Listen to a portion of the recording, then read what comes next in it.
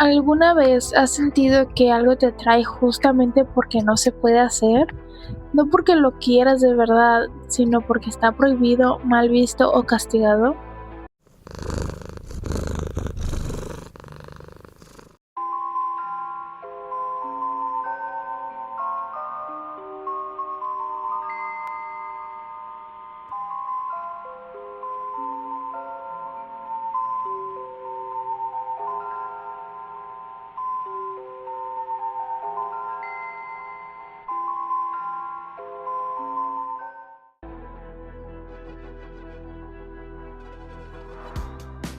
Hola, bienvenidos a mi canal, yo soy Kat Black y hoy les traigo el podcast Susurros de Medianoche. Así que vamos a hablar sobre el fenómeno que todos conocemos, el placer de lo prohibido.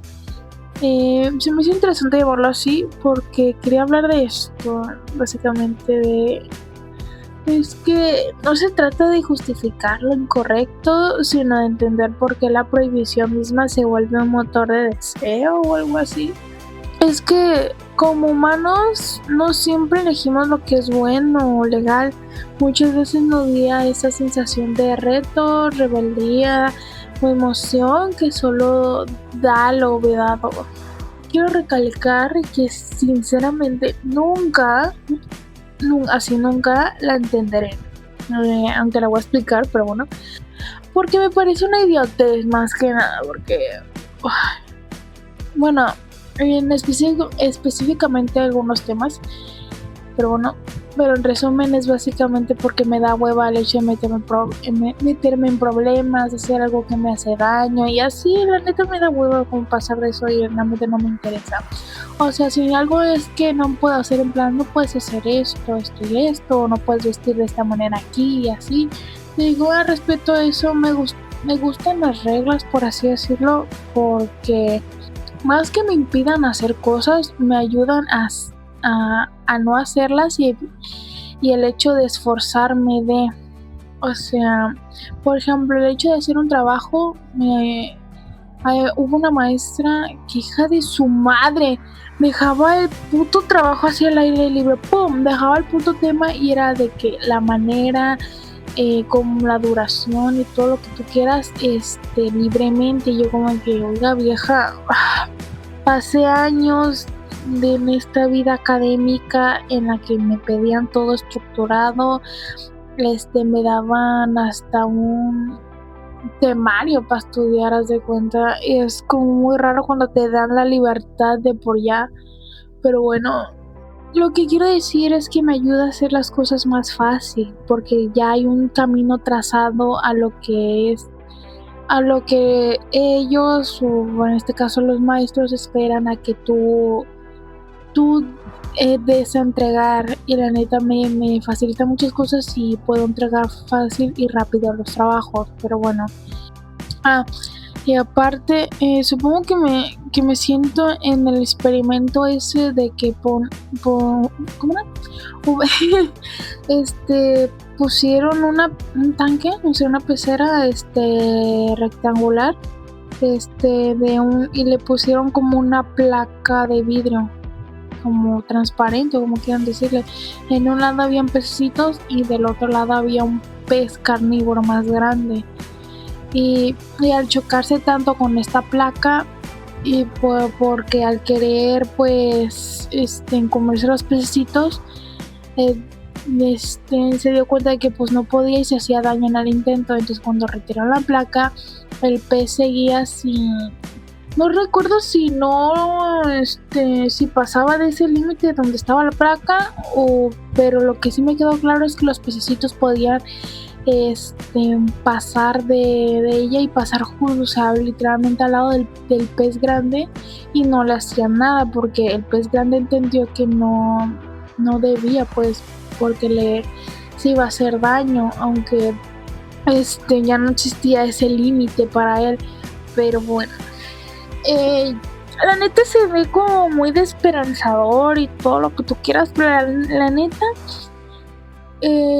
si yo por ejemplo, yo me siento así, por eso lo expliqué, pero la neta me siento muy cómoda, no porque me hice daño y todo el pedo, no, realmente lo hago porque me siento cómoda, estar en mi espacio y zona de confort, aunque está esta cosa que debemos de salir de ella y es como que me da mucha flojera, yo qué voy a saber. Empecemos con ¿por qué pasa esto? Las razones detrás de la atracción. Sí, la atracción por lo prohibido no suele venir de una sola causa, sino de la combinación de varios mecanismos psicológicos y neurobiológicos que los leí.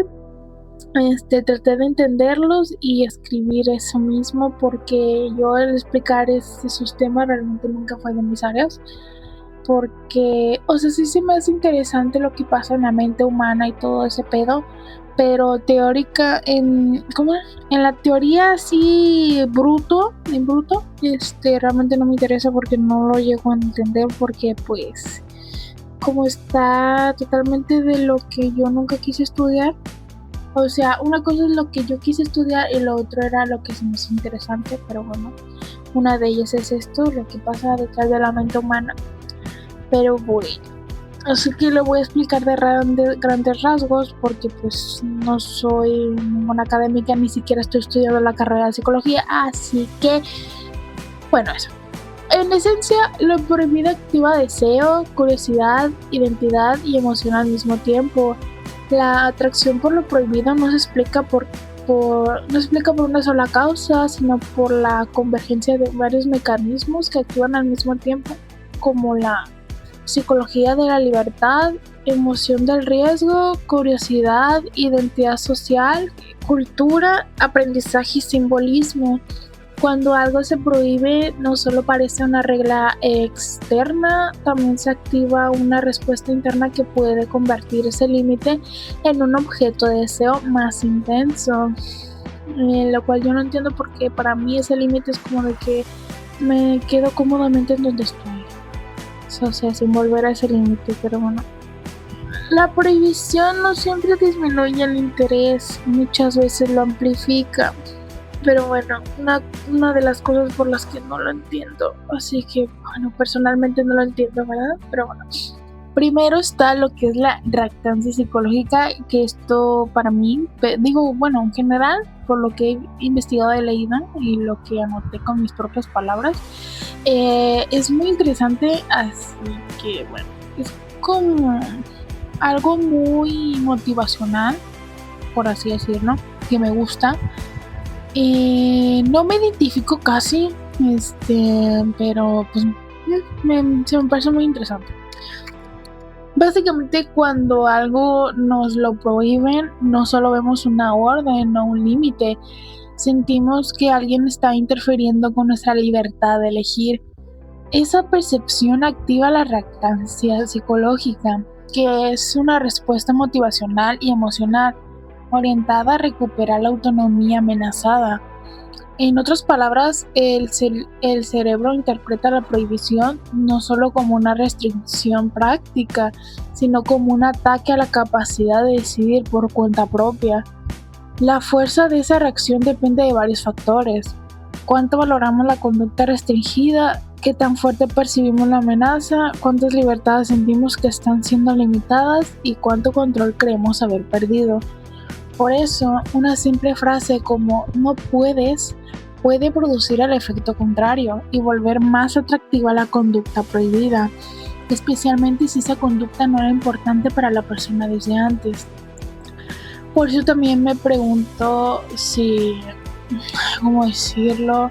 Al fin y al cabo, sobre esto del placer del prohibido, ¿realmente te interesó desde el principio o solamente es por capricho o simplemente químicos en tu cerebro? Porque al final de todo eso, ¿te seguirá importando o simplemente seguirás el mismo ciclo hasta que te dé una sobredosis? Pero bueno, la reactancia no es simplemente terquedad, es un intento psicológico de restaurar la autonomía, de volver a sentir que uno decide por sí mismo.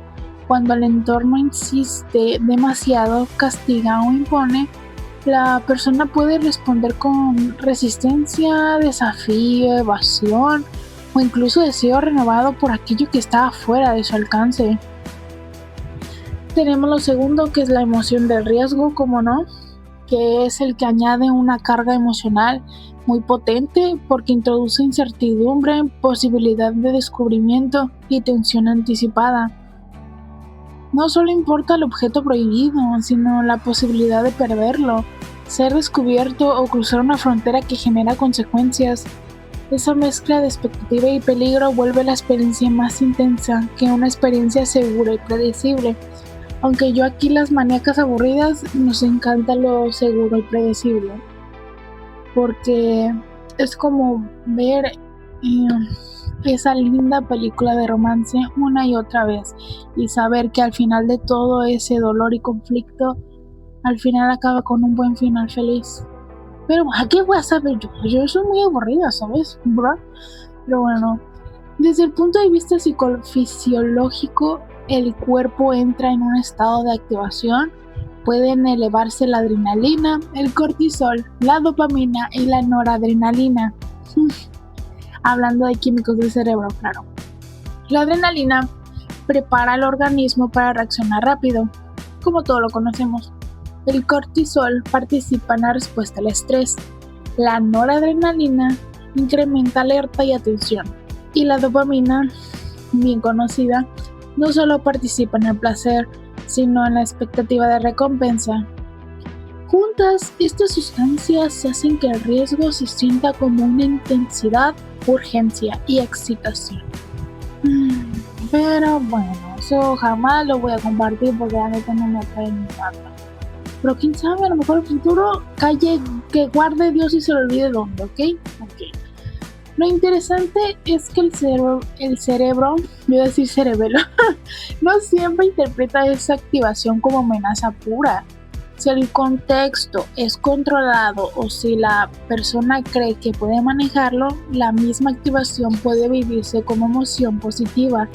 Por eso hay experiencias prohibidas que se sienten, entre comillas, emocionantes, más que peligrosas. El cuerpo está activado, pero la mente traduce esa activación como reto, oportunidad o aventura. Lo que actualmente se está como volviendo de control, supongo, y más con las redes sociales y la misma normalización entre las personas, lo cual me da muchísimo asco.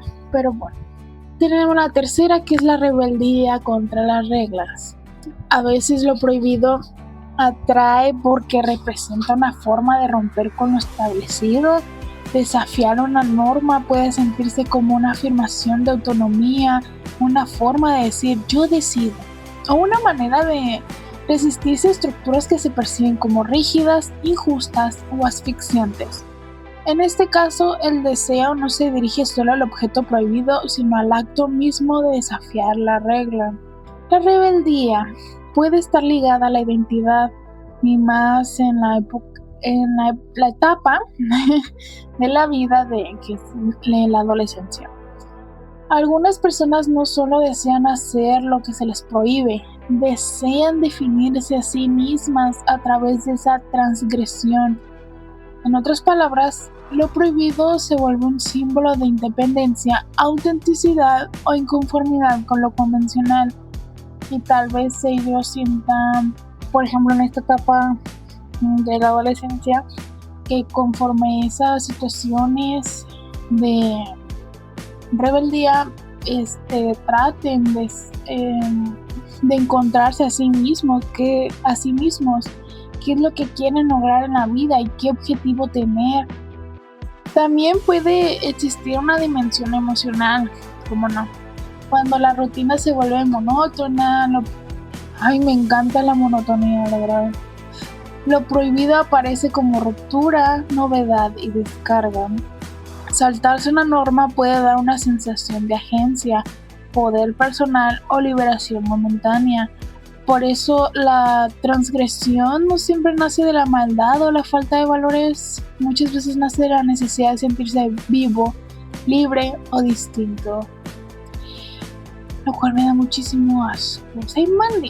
Miren, ahorita no me voy a emperrar, ¿vale? Estoy empezando, me faltan un verguero de cosas.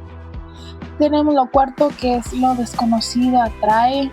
El ser humano siempre curioso, el hijo de su puta madre, pero bueno. El hijo de puta, pero bueno. Lo prohibido suele venir envuelto en misterio, y el misterio activa la curiosidad humana. Cuando algo está oculto, incompleto, fuera del alcance, la mente intenta completar la información faltante. Esa necesidad de saber puede convertirse en un motor muy poderoso, porque el vacío cognitivo resulta difícil de tolerar. La atracción aquí no nace solo de lo que se conoce, sino de lo que no se conoce. La mente tiende a imaginar, proyectar y llenar huecos con fantasías, de modo que lo prohibido puede volverse más atractivo en la imaginación que en la realidad. Cuando menos acceso hay a un objeto o experiencia, más espacio tiene la mente para idealizarlo. Eso sí lo comparto. Bueno, lo dije mucho en mi, que por cierto no sé por qué flopeó, pero bueno, en mi podcast de, no quiero hacer como un cameo, pero bueno, en mi podcast de, ¿cómo se llama? Golden Brown, que la neta me gustó muchísimo hacerlo. De igual manera no tenía mucha expectativa sobre la audiencia como en la mayoría de mis videos, pero bueno, nada más les mencionaba eso. Esto explica por qué lo vedado se siente seductor, incluso cuando no hay datos suficientes sobre él. La incertidumbre no solo genera incomodidad, también crea expectativa. Qué lindo. Y esa expectativa puede transformarse en deseo porque el cerebro prefiere resolver enigmas antes que soportar la falta de cierre. Por algo yo creo que está esto de hacer las secuelas, y más que eso de secuelas, continuar una historia y alargar el puto chicle en vez de aceptar ese cierre. Quieren ver una continuidad cuando nuestra propia vida tiene un cierre. ¿O no? ¿Qué tal? Digo, no sé. Tenemos la quinta, que es la identidad y pertenencia. Hacer algo prohibido también puede ser una manera de pertenecer a un grupo, diferenciarse de otros. Y por ejemplo, esto que les comentaba sobre la adolescencia, que en algunos contextos saltarse una norma funciona como señal de valentía, autenticidad, madurez o estatus. Lo prohibido no solo comunica me atrevo, sino también soy parte de esto o no soy como los demás. Pinche frase me caga, pero bueno. La atracción, entonces, no siempre es individual, a menudo está reforzada socialmente. Si es que el entorno celebra la transgresión, la persona puede aprender a ver lo prohibido como algo prestigioso, deseable o incluso necesario para pertenecer. En ese caso, la conducta prohibida deja de ser solo una elección personal y se convierte en una forma de integración o diferenciación social. Esto es especialmente relevante, como digo, en la adolescencia y en ciertos grupos donde la norma dominante no es la obediencia, sino la audacia. La presión del grupo, el deseo de aceptación y la construcción de identidad pueden convertir la transgresión en un lenguaje social. No se hace solo por impulso, también se hace para ser visto, validado o reconocido. Lo cual, curiosamente, no compartí esa idea en la adolescencia. Yo quería ser realmente invisible y me gustaba ver a mi alrededor pasar. No sé, creo que porque me gustan ver series y así, soy demasiado fan. El hecho de, bueno, en su momento fui demasiado fan de ser la espectadora. Pero bueno, quiero aclarar que en el único aspecto en que me cagaba la madre de ser espectadora, obviamente, es en el amor. Pero bueno, eso ya me proyectaré en otro podcast. Sigamos. Básicamente, la idea central de este bloque es que en conjunto lo prohibido atrae porque combina restricción, incertidumbre e identidad. La prohibición despierta reactancia, el riesgo activa emoción, la curiosidad busca cerrar vacíos y el grupo social puede reforzar la conducta. La consecuencia es que el límite, en lugar de frenar el deseo, puede transformarse en el centro mismo del deseo. Pero bueno, sigo repitiendo que me parece muy estúpido porque hay límites necesarios para nuestra sociedad, y luego existe esto del placer de lo prohibido, lo cual causa que se rompa ese límite, y es muy triste en la mayoría de casos porque son desgarrantes cuando se ve quién rompe el límite y con qué o con quién. Pero bueno, tenemos el enfoque psicológico. La explicación psicológica más conocida es la lactancia, como lo dije, pero no es la única. También interviene la necesidad de autonomía, la búsqueda de novedad, la resistencia a la imposición y la valoración subjetiva de aquello que se nos niega. Iba a poner un ejemplo bien culero. Yo creo que la mayoría lo pensó, así que me lo ahorro, la neta. Me da muchísimo asco ese tema. Cuando algo se vuelve inaccesible, el cerebro no siempre lo abandona, muchas veces lo revaloriza. La psicología también muestra que la mente no responde igual ante una prohibición suave que ante una prohibición fuerte. Si el límite se percibe como arbitrario, injusto o exagerado, la motivación para desafiarlo crece. Si además la persona siente que pierde control sobre su vida, la atracción por lo prohibido puede aumentar como forma de compensación psicológica. Tenemos el enfoque neurobiológico, que lo prohibido activa el sistema de recompensa porque el cerebro responde fuertemente a la expectativa, no solo al logro. La dopamina participa en la anticipación del placer, así que incluso antes de obtener algo, la posibilidad de conseguirlo ya genera activación motivacional. Si además existe dificultad, escasez o riesgo, esa anticipación se intensifica. Me da como impotencia porque si me repite este puto ejemplo que, como yo digo, ya vamos entendiendo a lo que quería llegar, de lo cual me parece, aparte de estúpido, me parece como muy problemático para mí porque no comparto nada de esto. Porque no sé, yo digo que el sobrepensar demasiado me hace pensar después de rebasar ese límite, como de qué es lo que causaría si yo rebasara ese puto límite que ni siquiera es necesario para mi vida. O sea, podría vivir sin rebasar el límite y, o sea, sin hacerlo y hacerlo, ¿sabes? Puedo vivirlo. O sea, puedo vivir sin. Aparte me da hueva. Yo prefiero enfocarme en mis hobbies. A eso se basa mi vida. Mis hobbies y ya. A la vez, el sistema de alerta prepara al cuerpo para actuar. La adrenalina y otras catecolaminas aumentan vigilancia y energía, mientras el cerebro integra la situación como algo relevante. Esa combinación de recompensa anticipada y activación fisiológica hace que lo prohibido pueda sentirse no solo atractivo, sino absorbente. Enfoque evolutivo. Desde esa mirada, lo prohibido puede atraer porque lo escaso, lo incierto y lo difícil de obtener solían ser señales de valor. En la historia humana, prestar atención a lo raro o difícil de alcanzar puede tener ventajas adaptativas, no digo que no, porque aquello escaso podría representar alimento, pareja, posición, protección o una oportunidad valiosa. El puto problema aquí, el elefante rosa, que me tiene hasta la chingada, es que ese mismo sistema antiguo sigue funcionando en un contexto moderno. Hoy ya no siempre necesitamos arriesgarnos para sobrevivir, pero el cerebro todavía puede interpretar la dificultad y la novedad como señales de importancia. Por eso experiencias que no son necesarias para la supervivencia pueden sentirse irresistibles solo porque activan circuitos ancestrales de exploración y recompensa.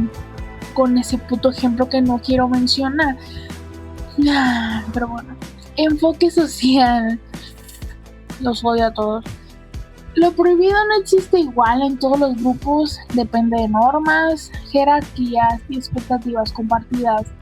En algunos ambientes, una conducta prohibida se vuelve atractiva porque funciona como resistencia frente a la autoridad. En otros, se vuelve atractiva porque otorga prestigio, audacia o distinción. Estúpido, pero bueno. La sociedad también puede aumentar el atractivo de lo prohibido mediante el secreto. Otra estupidez. Cuando se oculta o se rodea de silencio, se vuelve más cargado de significado. La transgresión entonces no solo se vive como acto individual, sino como gesto social cargado de mensaje. Desafiar una regla puede comunicar poder, independencia o pertenencia selectiva. En lo cultural, influye muchísimo en qué se considera prohibido y cómo se interpreta esa prohibición. Hay contextos donde el límite vuelve algo más valioso precisamente porque es restringido. En otros, el mismo límite puede provocar culpa, vergüenza o fascinación moral. Creo que podrías entrar ahí, no sé, pero bueno. La reacción no depende solo del objeto, sino del sistema de valores que lo rodea. Además, la cultura moldea la forma en que se narra lo prohibido. Los mitos, religiones, películas y relatos suelen presentar lo vedado como tentación, prueba de caída, descubrimiento o redención. Esa carga simbólica hace que lo prohibido se vuelva memorable y significativo, no solo apetecible. Enfoque cognitivo. La mente utiliza atajos para evaluar lo prohibido. Uno de ellos es el sesgo de escasez. Si algo es limitado, tiende a parecer más valioso. Otro es la idealización, que es cuando no tenemos acceso suficiente, rellenamos la información faltante con expectativas, fantasías o suposiciones favorables. También aparece la tensión entre emoción y control. El deseo puede crecer con rapidez, mientras la reflexión llega después e intenta regularlo. Esa brecha entre impulso y juicio suele ser una parte central de la tentación. Lo prohibido parece más fuerte porque primero emociona y solo después se piensa, lo cual no debería de ser así, ¿verdad? Enfoque moral y simbólico. A veces lo prohibido atrae no por su contenido literal, sino por lo que simboliza. Cruzar una frontera puede representar autonomía, poder personal, liberación, desafío o acceso a una experiencia especial. Entonces el deseo no se dirige únicamente al objeto, sino a lo que ese objeto promete sobre la propia identidad. En ese sentido, lo prohibido puede convertirse en una especie de prueba interior. ¿Qué tanto controla mis impulsos? ¿Qué tanto controlo mis impulsos? ¿Qué tanto me defino por mis decisiones? ¿Qué tanto me atrevo a romper con lo esperado? La atracción no siempre nace del placer en sí, sino del significado de traspasar el límite. Enfoque interpersonal. En las relaciones maravillosas humanas, lo prohibido puede intensificarse porque suele estar rodeado de secreto, distancia, ambigüedad o imposibilidad. Esa combinación aumenta la carga emocional y hace que una persona o situación parezca más intensa, más interesante o más importante de lo que sería en condiciones normales. A pesar de ser romántica, eso no lo comparto. Además, lo inaccesible se idealiza con facilidad. Cuando alguien no está disponible, no quiero llegar al ejemplo, o algo no puede obtenerse de forma directa, la mente tiende a llenar el vacío con proyecciones positivas. Por eso muchas atracciones se alimentan más de la falta de acceso que de la realidad objetiva de la experiencia de la persona. No trato de justificar nada sobre ese específico ejemplo, pero bueno. Enfoque del aprendizaje. La prohibición también forma parte del aprendizaje humano, ¿cómo no? de algo tenemos que aprender. Desde pequeños aprendemos que hay límites, normas y consecuencias. Y yo hasta ahí me quedé. Chao. Esa experiencia ayuda a desarrollar autorregulación. Por si no les enseñaron de chiquillos, eso yo tengo, ¿no? En condiciones sanas, la persona no solo obedece, sino que aprende a pensar sobre la norma, evaluarla y decidir cómo actuar frente a ella. Eso sí lo comparto. No me quiero sentir superior, o sea, no soy superior a nada, obviamente no. Pero es que no me cabe en la cabeza cómo no pueden entender eso. Sin embargo, si el límite se vive como imposición injusta o excesiva, puede generar lo contrario: resistencia, desafío o búsqueda de ruptura. Entonces el aprendizaje no produce autocontrol, sino una relación conflictiva con la norma. La misma estructura prohibitiva puede enseñar a respetar límites o rebelarse contra ellos, según cómo se internalice. Ya para terminar este bloque, no el video obviamente, como pueden notar, todavía no ha acabado. Se viene largo porque es un tema que, hijo de su madre, me tiene esta... como al guate en el fundillo, pero bueno. La mejor forma de entender este puto fenómeno es reconocer que lo prohibido atrae, porque no solo restringe, también activa. Activa la libertad amenazada, la curiosidad por lo oculto, el cuerpo ante el riesgo, la identidad frente al grupo, la imaginación frente al misterio y el símbolo frente al límite. Personalmente, lo escribí bien seria, la verdad, pero ahora hablándolo me está dando un coraje, pero es que, como dije, es una forma de entenderlo, más siento yo que jamás se justificará. O sea, también puede ser como la cara oscura de la moneda de el fin justifica los medios. Hay que hablar sobre esos medios, porque no todo es bueno, no todo es blanco, ojalá. O sea, me refiero a lo bueno. me sale lo racista. Es que como yo no pienso en eso, decirlo así como entre comillas cosas racistas, no lo noto. Y sueno naturalmente racista, pero no lo soy. Pero bueno, ¿qué? Venimos con ejemplos concretos. Para emperrarme, nunca voy a tocar ese ejemplo, no lo quiero tocar, en serio, porque me da una impotencia. ¿Qué juicio de chingada, mae? No. A ver, primero, empecemos con ese ámbito: sustancias y drogas, ¿ok? Tenemos el ejemplo de consumir lo prohibido, probar algo que no se debe. ¿Por qué atrae? El tabú aumenta la curiosidad, el riesgo de ser descubierto suma emoción, a veces se asocia con ser libre o vivir al límite. Me caga esa puta mamá de vivir al límite. No, qué flojera. Siempre estar al... Ay, no, qué flojera.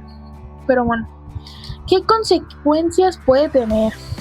A pesar de las que ya sabemos, pues básicamente puede generar daño físico, dependencia, deterioro emocional, problemas familiares, académicos, económicos y legales. Hasta ahí, ya. O sea, yo sé eso. Y ahí me detengo, o sea, me vale verga. Aparte de que no me gusta el olor. En plan, no quiero decir que si me gustara lo consumiría, pero bueno, no. De por sí estoy pendeja, imagínate más. No. Ok. Vemos el último, que es cómo la prohibición alimenta el deseo. La prohibición convierte el consumo en un reto. Hace que la experiencia se cargue de misterio y puede idealizarse como una forma de rebeldía o escape. Seguimos con el ámbito de relaciones y afectos. Muchos putos ejemplos quiero tocar aquí, pero la neta me va a dar un coraje y necesito tocarlo individualmente en cada ejemplito, tocarlo en temas generales y a la vez específicos en podcasts diferentes. Porque si los toco todos como el podcast que por amor a Cristo nadie lo vio. Bueno, lo vio muy poca gente sobre el de México, de para quién gobiernan. la neta, juntar todos esos temas y encima ni siquiera especifiqué, fue de manera general y hablando de eso en específico y fue como, ¿cómo se le dice? No diría problema, o sea, sí diría problemático, pero no es eso, es como desencadenante, supongo. No es porque me haya pasado o algo así, simplemente es por la puta impotencia y porque soy muy empatizante. Tú tómale como empatizante, considerada. No sé, solo proyectarme muy gacho en las personas porque. No sé, miren, me lo voy a dejar así, ¿sabes? El ejemplo que puse, lo puse en general porque la neta. Ay, muchos problemas, pero bueno. Salir con alguien prohibido, como la pareja de otra persona o alguien que la familia no acepta. Lo puse como, o sea, la primera cosa sobre las relaciones y afectos, que es como lo que está pasando más. O sea, no lo más normal. Eso no se debería de hacer. A no ser que las partes estén de acuerdo por alguna puta extraña razón o trastorno que tenga la neta o fetiche, pero bueno. De ahí en fuera no lo hagan, chiquillos. Puta madre, ¿qué no saben del romance? Bueno, ¿por qué atrae? El secreto hace que el vínculo parezca exclusivo. No, cosa que no lo hace, o sea, como profesional romance, sé lo que es eso. O sea, he visto muchos ejemplos de exclusividad y la neta no tiene nada que ver. Pero bueno, intenso y más real. Puta mierda. La oposición externa puede reforzar la idea de que se trata de algo especial. Qué mamaduela. ¿Qué consecuencias puede tener? Dímelo tú, hijo de puta. Pero bueno, ¿qué? Se me salió el ojete. Puedo. De por si nadie me escucha, imagínate si las pocas personas me meto a la madre, qué vergüenza. Perdonen ustedes. Puede producir culpa, daño emocional, conflictos familiares, triangulación afectiva, dependencia, desconfianza y relaciones inestables. Qué flojera pasar por todo eso. Por algo digo de que no mames, no lo hagan, la neta, qué flojera pasar por todo eso. O sea, la vida es tan corta como para sufrir, llevar a la vida al límite. No mames, de por sí es corta, imagínate más corta. No. No mames, de que fuera una siesta. Qué rico, pero luego no puedes dormir. Y es una mamada, pero bueno. ¿Cómo la prohibición alimenta el deseo? La prohibición vuelve el vínculo más deseable porque lo coloca fuera de la norma, lo rodea de tensión y hace que cada acercamiento se sienta como una conquista. No mames. El siguiente ámbito es dinero y bienes. Ejemplo, robar, estafar o tomar lo ajeno. ¿Por qué atrae? No atrae solo por el valor material, también por la emoción de salirse con la suya, el reto de no ser descubierto y la sensación de poder. ¿Qué consecuencias puede tener? Pues puede causar daño a otras personas, consecuencias legales, pérdida de confianza, culpa, ansiedad y escalamiento de conductas delictivas. ¿Cómo la prohibición alimenta el deseo? La prohibición transforma el acto en desafío. Cuanto más claro es el no, más excitante puede sentirse romperlo. ¡Ay, no mames! No sé cómo escribí esa mamá. Puto ejemplo, neta, voy a llorar. Es que no, me trae una impotencia bien gacha el pensar y en... No lo quiero hablar porque lloro. Más excitante, ¿qué? Sobre todo si se asocia con astucia o impunidad. El siguiente ámbito es apuestas y juegos, que el ejemplo es apuestas ilegales, jugar dinero que no se tiene, entrar en lugares prohibidos. ¿Por qué atraen? Yo no sé, la neta. La incertidumbre es el motor, la posibilidad de ganar, el azar, el suspenso y la adrenalina hacen que la experiencia sea intensa. ¿Qué consecuencias puede tener? Aparte que te llevan a un chubote, pero bueno, Puede llevar deudas, ansiedad, adicción conductual, conflictos familiares y decisiones impulsivas. Pero bueno, ¿cómo la prohibición alimenta el deseo? Pues la prohibición añade una capa de transgresión. No solo se apuesta, sino que se desafía una norma. Eso multiplica la sensación de riesgo y de emoción. Tenemos el siguiente ámbito, que es entorno escolar y cotidiano. Ay, muchos ejemplos de sus compañeros que me caen en la punta de la cola. Pero bueno, tenemos el ejemplo que me cae en las bolas. No prestar atención en clase, romper reglas sin razón aparente, hacer travesuras prohibidas. ¿Por qué atraen? Pues sirve para demostrar su puta autonomía, imbéciles, romper la rutina, provocar reacción o llamar la atención. Muchas veces se vive como una pequeña forma de poder personal. Pro inmaduro. ¿Qué consecuencias puede tener? Puede afectar el aprendizaje, la convivencia, la reputación y la relación con figuras de autoridad. ¿Cómo la prohibición alimenta el deseo? La prohibición hace que una acción pequeña parezca importante, lo que en sí sería insignificante se convierte en un acto de rebelión con valor simbólico, lo cual es la punta del iceberg de lo verdadero que es la rebelión con valor simbólico. Por eso me da muchísima gracia de lo estúpido que es. Ok, el siguiente ámbito, lugares restringidos. ¿Cómo para qué? Ejemplo, entrar en sitios prohibidos, no autorizados o de acceso limitado. ¿Por qué atrae? Mira, yo no sé. Otra vez. El misterio y la posibilidad de descubrir algo oculto. Como que si te hubieran dado un mapa, cabrón, de buscar al tesoro, no mames. Intensifican el interés. Además existe la adrenalina de atravesar un límite. Ay, no sé, yo digo que se mueren sin sentir adrenalina, la neta, porque ay, no, a mí la neta adrenalina no, bueno. ¿Qué consecuencias puede tener? Puede provocar sanciones, accidentes, conflictos legales o exposición a riesgos reales. ¿Cómo la prohibición alimenta el deseo? El hecho de que no se pueda entrar convierte el acceso en una prueba. Lo vedado parece más valioso justamente porque exige superar una barrera que nadie te pidió. Pero bueno, seguimos con el penúltimo ámbito. Conducirse en esencia. ¿Qué necesidad? No es que yo nunca le vi el interés. O sea, digo que chido manejar, de verdad, pero... Ay, bueno. El ejemplo es manejar sin permiso o sin cumplir requisitos legales.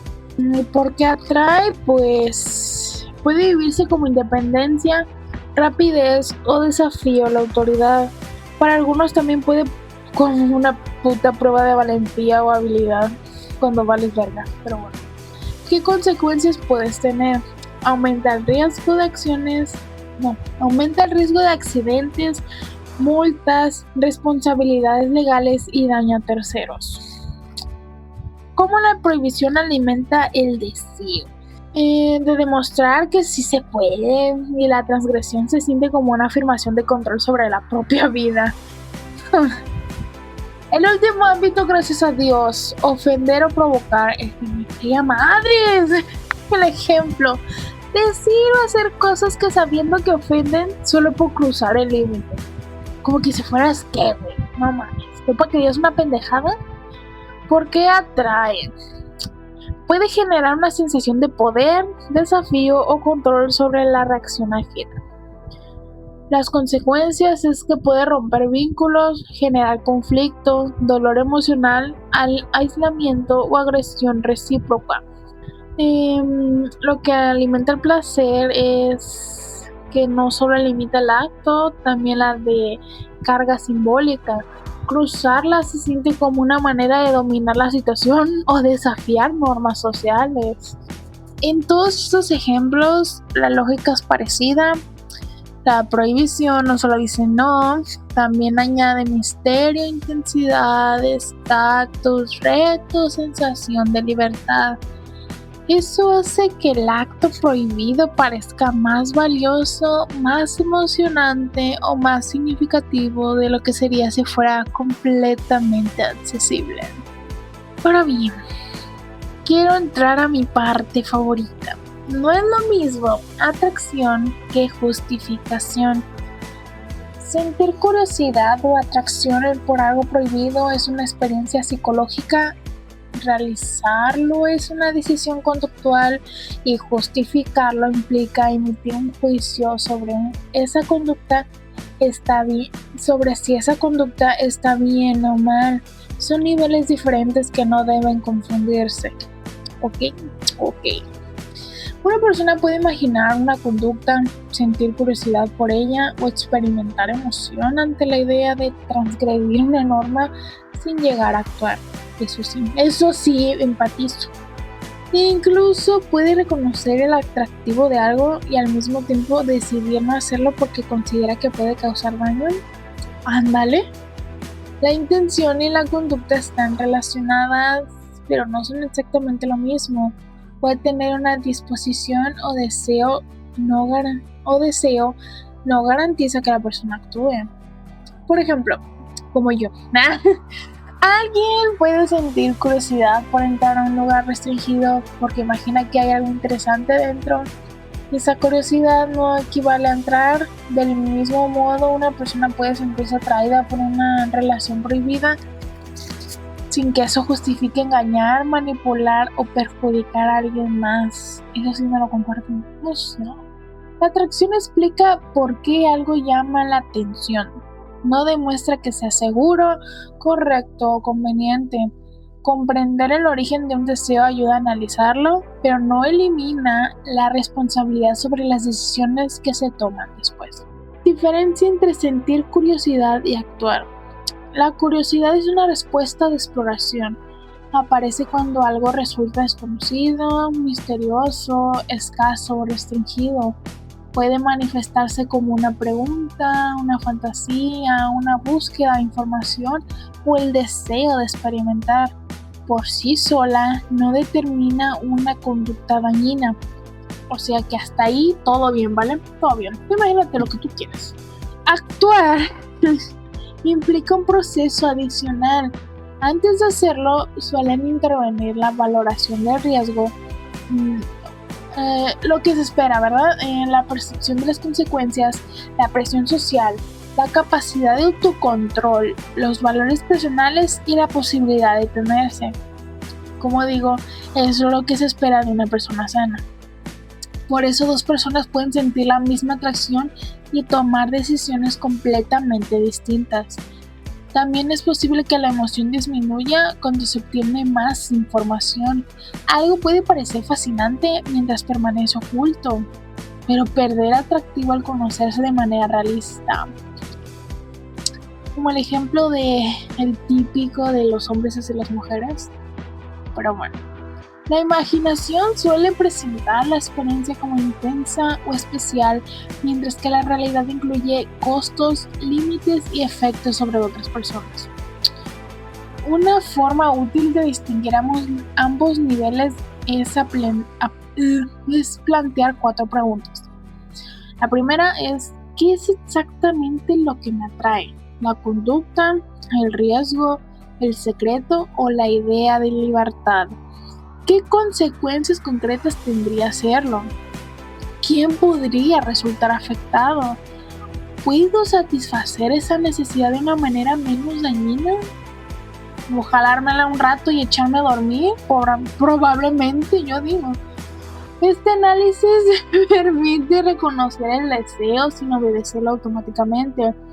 La autorregulación no consiste en no sentir tentaciones, sino en poder observarlas, evaluarlas y decidir cómo responder como una puta persona sana y adulta. Dejémoslo en sana, vale verga si es adulto o no. El problema de normalizarlo.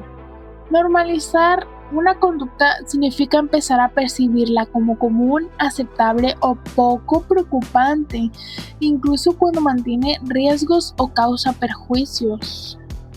La normalización puede producirse de manera gradual, que es primero se considera una excepción, después una práctica habitual y finalmente algo que ya no genera incomodidad.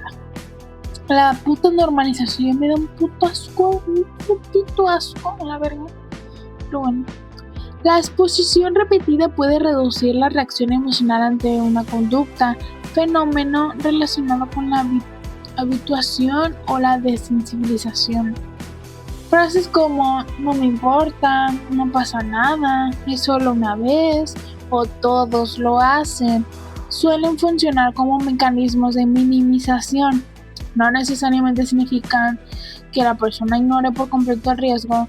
A veces sirven para evitar pensar en él, reducir la culpa o proteger la imagen que tiene de sí misma. El puto problema es que una primera conducta puede modificar la percepción de las siguientes. Si alguien transgrede una regla y no observa consecuencias inmediatas, puede concluir que el riesgo era menor de lo que realmente era. Así que se debilita el límite interno, lo que antes parecía excepcional comienza a sentirse normal. La ausencia de consecuencias visibles tampoco demuestra que la conducta sea segura. Está el caso de este pinche influencer de TikTok que empezó a hacer ese pinche contenido mediocre, pero extrañamente satisfactorio, que es donde compran cosas y te las muestran así como una tipo rutina, así sin hablar, nada más te muestran lo que compraron o su puta rutina con sus cosas, iba a decir lujuriosas, no, lujosas, perdón, joder, que a sabiendas que no sabíamos que todas las cosas que nos enseñaba ella era que las robaba de, ¿cómo se llama? De Target, esta pinche tienda gringa, que Target la dejó robarse poco a poco muchas cantidades de dinero y muchos artículos. O sea, muchos artículos sumando hasta una gran suma de dinero para poder demandarla a gran escala. O sea, sí sabía que se estaba robando cosas. Nada más esperaron a que la hija de su puta madre se pasara de verga y robara tantas cosas acumuladas en tantos días, tantos meses y todo grabado y subido a TikTok para demandarla. Imagina, a pesar de que tenía hijos, pero bueno, otro tema. Y lo que ganaba de los TikToks, no valía la pena ese supuesto esfuerzo o esa puta táctica de mierda. Así que, otra vez, estúpidamente, ¿qué sentido tenía? Pero bueno, algunas consecuencias aparecen después, afectan a terceros o se acumulan lentamente, como este caso que les expliqué. Una persona puede no ser descubierta, no enfermar de inmediato, no perder dinero en la primera ocasión o no provocar un conflicto visible, pero eso no elimina la posibilidad de daño a futuro. La normalización también tiene una dimensión grupal. Cuando un entorno celebra, tolera o repite una conducta, la presión social puede hacer que cuestionarla parezca exagerado. El grupo cambia la interpretación del acto. Ya no se percibe como una transgresión, sino como una costumbre, una prueba de integración o una muestra estúpida de valentía. ¿Cómo se construye la justificación? Aquí para los bárbaros que no. Pero bueno. La justificación aparece cuando una persona intenta presentar una conducta problemática como razonable, inevitable o inofensiva. Pueden tomar distintas formas, empezando con la minimización, no fue tan grave, excepcionalidad, solo lo hice una vez, normalización, todos lo hacen, negación del daño, nadie salió perjudicado, desplazamiento de responsabilidad, me obligaron o la otra persona lo provocó, comparación, lo mío no es tan malo como lo que hacen otros, desconexión moral, las reglas no aplican en este caso. Estas explicaciones pueden reducir temporalmente la culpa, pero también impedir que la persona evalúe el comportamiento con honestidad. En especial, la negación del daño dificulta reconocer a las víctimas o reparar las consecuencias. La empatía cumple un papel importante porque permite imaginar la experiencia de quienes resultan afectados. Cuando una persona se concentra únicamente en la emoción propia, la adrenalina, el reto, la sensación de libertad, puede dejar fuera de la escena el miedo, la pérdida, la humillación o el sufrimiento de otros. Estudios sobre conducta prosocial y desconexión moral analizan precisamente cómo la empatía puede favorecer la defensa de una víctima, mientras que la desconexión moral puede facilitar la tolerancia o el refuerzo de la agresión. ¿Por qué a algunas personas les importa menos? No existe una sola explicación. Las diferencias individuales surgen de la combinación de educación, personalidad, ambiente, experiencias previas, aprendizaje social y capacidad para anticipar consecuencias. Educación y límites. La educación influye, como todo, en cómo se interpretan las reglas. Una persona que ha aprendido a comprender el propósito de una norma puede obedecerla incluso cuando nadie la vigila. En cambio, quien ha aprendido a evitar el castigo puede respetarla únicamente cuando existe supervisión. La diferencia está entre obedecer por miedo y desarrollar criterio.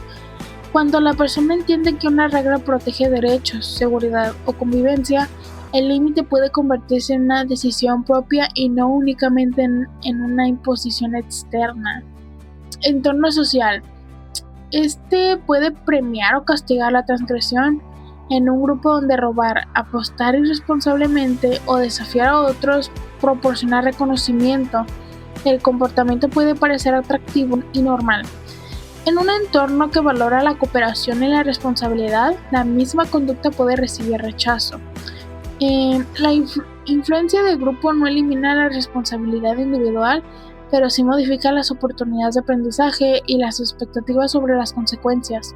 Las normas sociales funcionan como señales que indican qué conductas son admiradas, toleradas o condenadas. Experiencias observadas. Las personas también aprenden observando lo que sucede a otros, como es mi caso. Que básicamente o me lo contaron o lo he visto, de que si lo he visto en persona, ficticio o documental.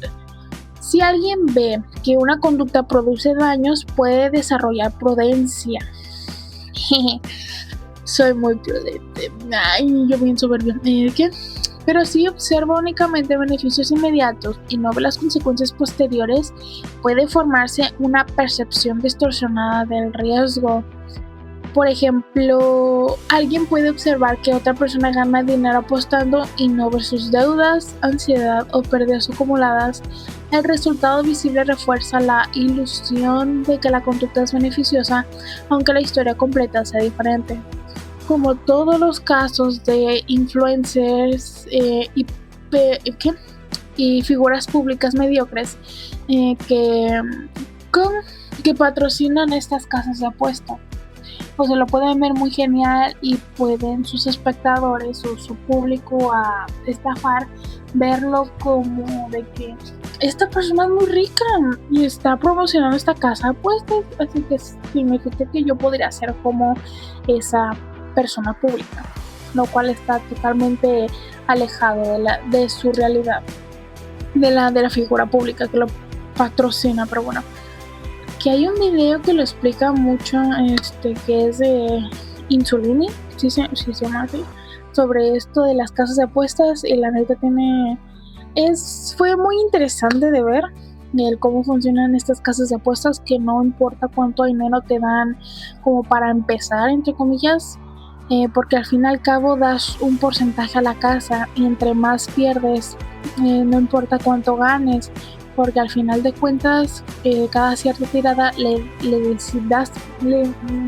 vas pagando a la casa de apuestas y al final no recuperas nada. O sea, puedes ganar una cantidad, pero es tan pequeña que realmente no vale la pena, ¿sabes? Es como de que el típica de que vas iniciando con esos famosos 1,000 putos pesos, que realmente nunca fueron tuyos, siempre fueron para jugar y tú meterle más para seguir en ese puto juego. Pero pues, había un anuncio bien naquísimo a la verga, no sé qué TikToker era, pero era un influencer, pues, pongámoslo así. Es que no sé, me da escalofríos que todos sean TikTokers.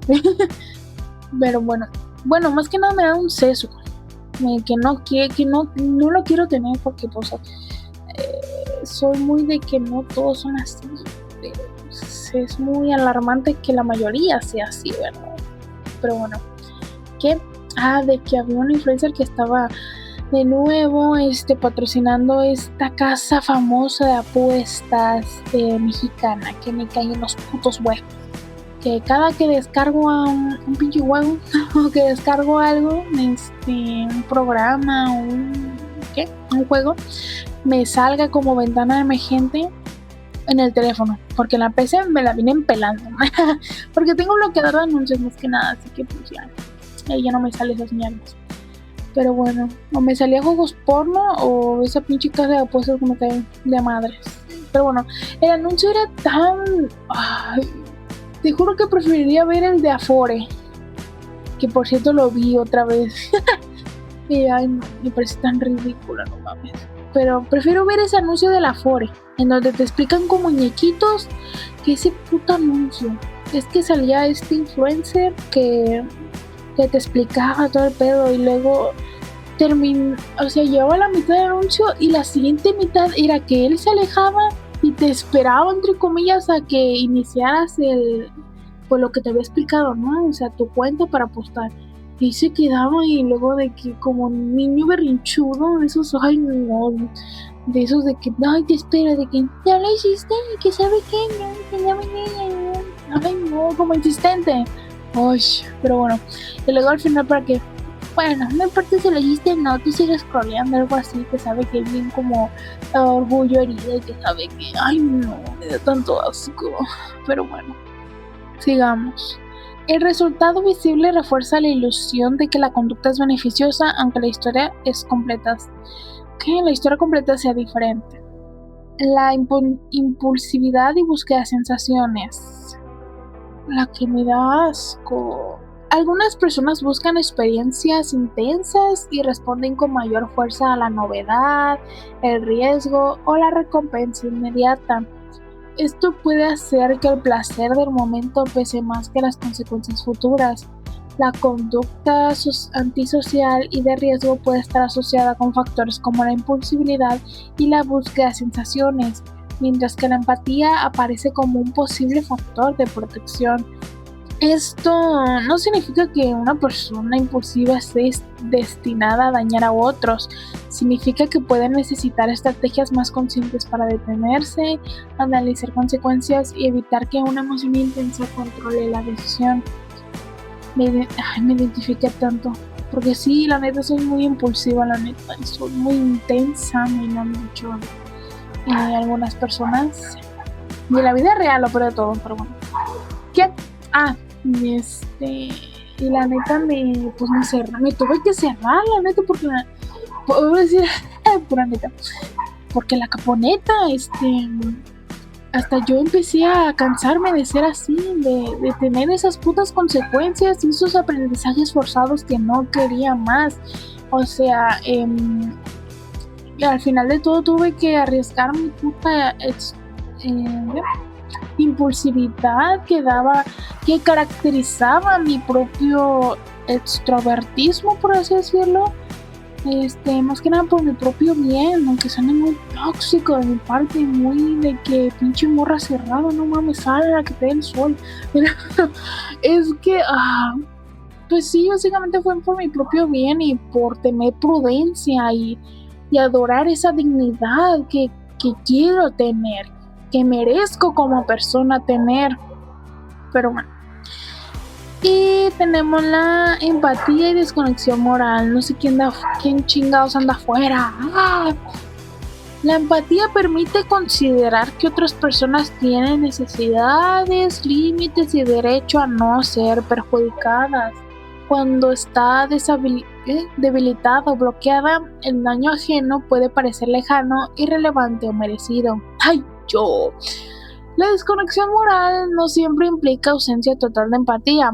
A veces aparece de manera situacional, donde la persona empatiza con algunos individuos, pero deja de hacerlo cuando busca obtener una ventaja, responder a una provocación o proteger su pertenencia al grupo.